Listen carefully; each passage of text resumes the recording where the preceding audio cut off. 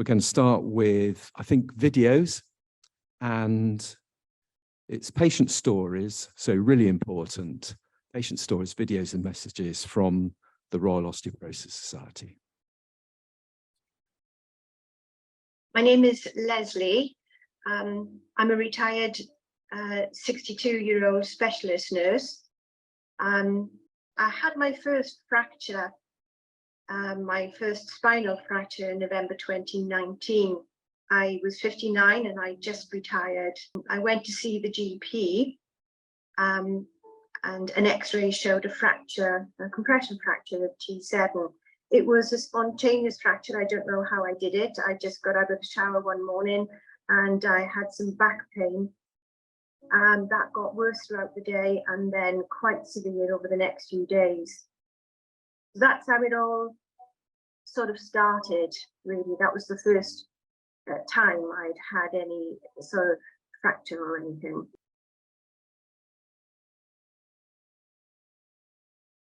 I must admit that I wasn't very compliant with my vitamin D3. It's not very patient friendly.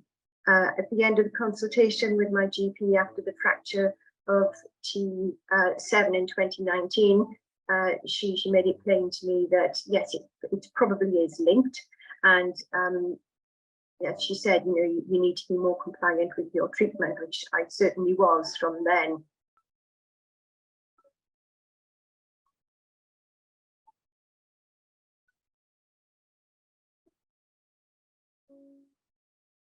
I feel that my GP failed me. He didn't, or she didn't at the time, act on my first fracture.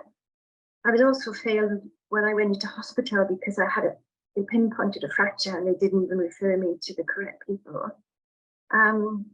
So yes, it's been quite a battle.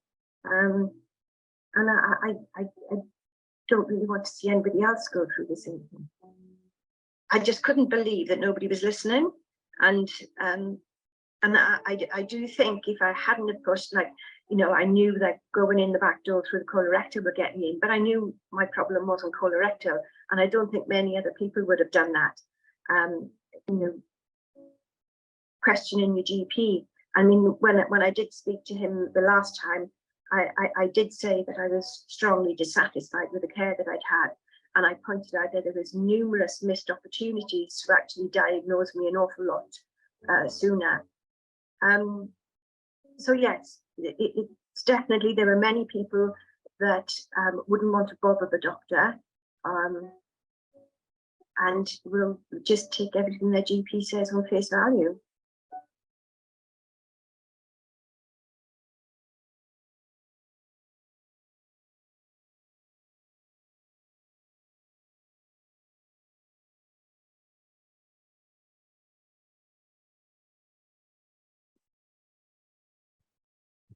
Well, I was feeling incredibly optimistic about everything until I saw those stories. But I mean, they're really powerful and really send out an important message why osteoporosis is so important, and these are not trivial events. I think the vertebral fracture one in particular is kind of a bit of a whole nother story. When we come to fracture liaison, we haven't got time to go into all the ins and outs of that, but thank you to the ROS for giving us those patient stories. I mean, that's why we're here, to provide FLSs across the whole of Wales to prevent us having to hear those stories again. So yeah, really powerful stuff.